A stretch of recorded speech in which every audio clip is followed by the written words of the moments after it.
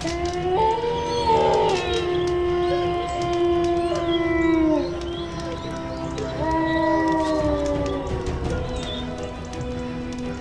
you hear that? I wonder how close they are. Are we in danger here? Maybe we should move on? We should be fine.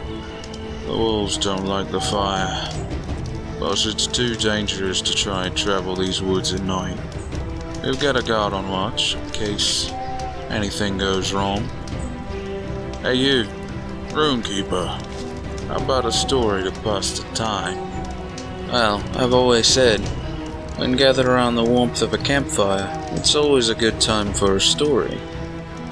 How about we talk about the Wolf of Noxus himself? Darius. Born to the port city of Basilish, orphaned alongside his younger brother Draven, Darius struggled to provide for them both, stealing, fighting, and scrounging his way through life, protecting his brother from any would-be threat, even from the city guard. By his 12th year, he had collected more scars than any seasoned veteran of the battlefield. When Basilish was seized by the Noxian Empire, the commander, Kairos, saw the strength in these two defiant brothers. Finding a home in the ranks of the war host, the brothers spent years fighting in one grueling conflict after another, crushing rebellions and pushing forward the Noxian conquest at every border. The brothers did it all. In the Empire, the place of birth didn't matter. Darius rose through the ranks at an alarming pace. His aggression, discipline, and refusal to ever take a single step backwards garnered him a great respect among the Noxian forces. On the blood-soaked fields of the Dalmor Plain, he even beheaded a Noxian general after the coward ordered a retreat. Roaring in defiance, he hefted his bloody axe and rallied the scattered warbands. Against all odds and outnumbered, without a general, he would claim a great victory. I do not tolerate cowardice. His reward was a senior command of his own.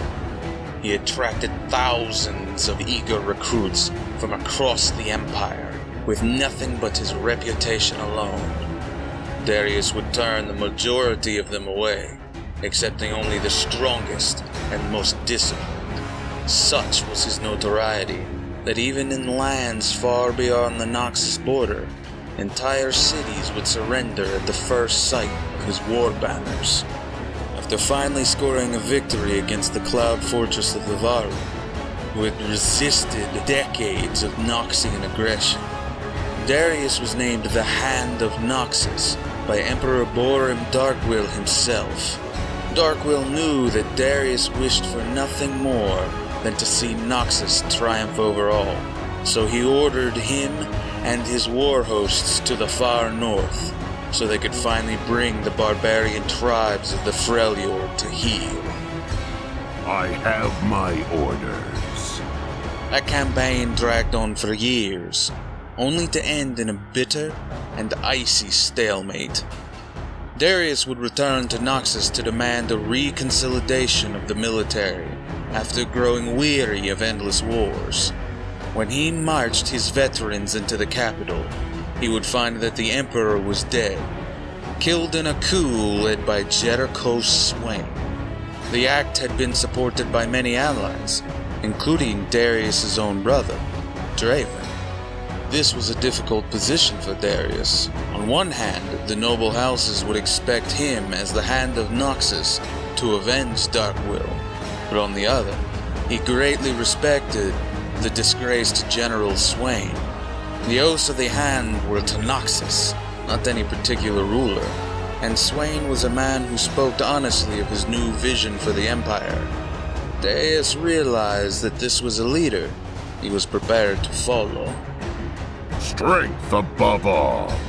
Swain would establish the Trifarix, a system in which 3 individuals would rule Noxus, each embodying one principle of strength: vision, might, and guile.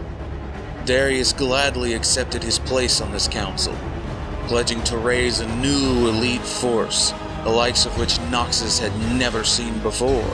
He would lead Noxus into a glorious new age of conquest. Noxus will rise.